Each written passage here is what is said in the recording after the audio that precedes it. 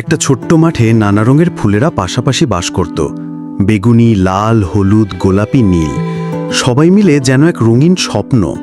ওরা ছিল খুব বন্ধুত্বপূর্ণ। প্রতিদিন সকালে সূর্যের আলো পড়তেই জেগে উঠত আর একসাথে গান গাইত। একদিন এক ছোট্ট প্রজাপতি, নাম তার পুচি, উড়ে এসে বলল, তোমাদের গান শুনেই আমার মন নাচে, কিন্তু আজ কেন কেউ গান গাইছে না? সব ফুল চুপ। আসলে আকাশে ছিল মেঘ আর বাতাস ছিল মন খারাপ করা। তখন সবচেয়ে ছোট হলুদ ফুলটি বলল, চলো আমরা আজ মন খারাপ করব না, বরং মেঘের মাঝেই গান গাইব।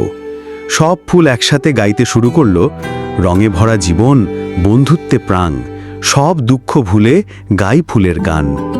আশ্চর্য! মেঘ কেটে গেল, সূর্য হাসল, আর প্রজাপতি পুচি খুশিতে নাচতে নাচতে বলল, তোমরা তো ফুল, কিন্তু তোমাদের মনে আছে রোদ্দুরের মতো আলো। সেই থেকে প্রতিদিনই ফুলেরা গান গায়, আর আশপাশের প্রকৃতিও হাসে তাদের সাথে।